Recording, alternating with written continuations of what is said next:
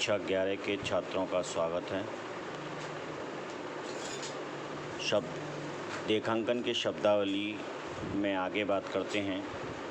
सकल लाभ किसी व्यापारिक संस्था की निश्चित अवधि में वस्तु या सेवा की कुल बिक्री या आगम में से वस्तु की कुल लागत को घटाने से प्राप्त होने वाली रकम को सकल लाभ कहते हैं। यानी कि जो कुल बिक्री जिस संस्था जिसका व्यापार करती है उसकी कुल बिक्री से जो राशि हमें प्राप्त हुई है उसमें से हम उसने कम जो उसके उत्पादन में या बनाने में या खरीदने में जो भी खर्चा आया है वो घटाने के बाद सकल लाभ निकल आएगा। बात करते हैं सकल हानि की। इसके विपरीत यदि संस्था की कुल बिक्री से ज़्यादा उसकी लागत बैठती है तो ऐसी स्थिति में संस्था को हानि होगी। यानी कि जो पूरे वर्ष की बिक्री है उसमें से उसकी खरीदने में या बनाने में जो खर्चे किए गए हैं उनकी लागत उससे ज़्यादा आती है बिक्री से, तो ये कहलाती है सकल हानि। इसके बाद बात करते हैं शुद्ध लाभ।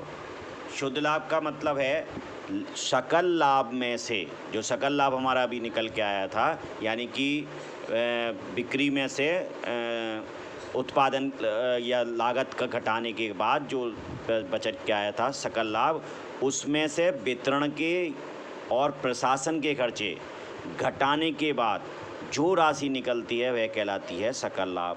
अब बात आती है प्रशासनिक और वितरण के खर्चे क्या होते हैं। माल को भेजने के, माल को पैकिंग करने के, माल के लिए विज्ञापन करने के लिए, माल के लिए जो हमने इस प्रक्रिया के लिए जो स्टाफ रखा है उसके खर्चे, उसका वेतन, तो ये सारे कहलाते हैं वितरण या प्रशासनिक खर्चे। तो अगर इन सकल लाभ में से हम ये खर्चे भी घटा दें तो हमें शुद्ध लाभ पता लग जाएगा। दूसरी तरफ बात करते हैं शुद्ध हानि की। अगर हमें सकल हानि हुई है, ऐसी स्थिति में अगर हम वितरण तो उनमें उसमें से हम उस सकल हानि में वितरण के और प्रशासनिक खर्चे जोड़ने के बाद शुद्ध हानि निकल आएगी। यदि हमें उसमें जो हमारी सकल हानि निकली है, यानी कि जब हमारी लागत बिक्री से ज़्यादा है, ऐसी स्थिति में सकल हानि निकली। सकल हानि में से यदि हम सकल हानि में वितरण के और प्रशासन के खर्चे, यानी कि कर्मचारियों के वेतन और विज्ञापन और वस्तु को पैकिंग करने का जो खर्चे आए, वो अन्य व्यय जो होते हैं वो खर्चे भी जोड़ने के बाद हमें शुद्ध हानि प्राप्त हो जाएगी। मूल्यह्रास।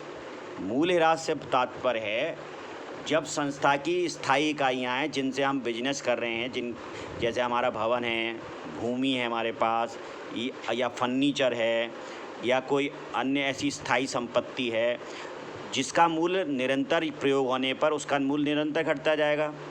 अब ऐसी स्थिति में 10 या 15 साल उसको रिप्लेस करने की ज़रूरत पड़ेगी। अब रिप्लेस करने के लिए हम पैसा कहाँ से लाएंगे? इसलिए हम क्या करते हैं, अपने लाभों में से एक रकम ह्रास के रूप में इन पर काटते रहते हैं, जिससे कि ये वस्तु जब खराब हो जाए, जब स्थायी संपत्ति खराब हो जाए तो हम इसको रिप्लेस कर यानी बदल के दूसरी नई ले सकें। तो इसको कहते हैं हम मूल्यह्रास। इसके लिए हमें व्यवस्था करते हैं अपने खातों में, और लाभ में से, शुद्ध लाभ में से हम ये घटा लेते हैं, यानी कि प्रशासनिक व्यय हमें इसको हम मानते हैं।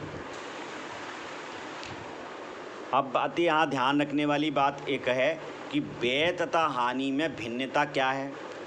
इसमें भिन्नता यह है कि लाभ प्राप्त करने के लिए तो व्यय किए जाते हैं। अगर किसी व्यय को हम कर रहे हैं तो वो उसका मकसद होता है कि लाभ हमें प्राप्त होगा। अगर ऐसा खर्चा हम कर रहे हैं तो वो कहलाएगा व्यय। किंतु अगर वस्तु की लागत में शामिल होते हैं, अर्थात वे वस्तु की लागत में शामिल होते हैं। जबकि हानि से तात्पर्य या ऐसे है जब कोई दुर्घटना हो जाए माल या नकद की, तो वो कि जैसे आग लग गई, चोरी हो गई, ये हानि कहलाती है। ये व्यय नहीं है बल्कि हानि कहलाती है, यानी दुर्घटना की वजह से अगर कोई हमें हानि हुई है तो कहलाएगी वो हानि। और अगर हमने कोई खर्चा व्यय में करा है, व्यय के लाभ प्राप्त करने के लिए व्यय करा है, खर्च किया है, तो वो कहलाता है खर्चा या व्यय। अब बात करते हैं दिवालिया। दिवालिया से तात्पर्य ऐसे व्यापारी या संस्था से है जिसके दायित्व उसकी संपत्ति के मूल्य से अधिक हो जाते हैं, यानी कि उसको पेमेंट ज़्यादा देना है और उसके पास जो संपत्तियां हैं उसका मूल्य उसके पास कम है। यानी कि मतलब समझ लो दायित्व तो जिनको पेमेंट करना है वो तो 10,000 रुपये के हैं, यानी 10,000 रुपये का भुगतान हमें करने हैं, जबकि हमारी संपत्ति से प्राप्ति मान लो 8,000 की हो सकती है। तो ऐसी स्थिति में वो दिवालिया घोषित, वो व्यक्ति या संस्था दिवालिया घोषित हो जाएगा।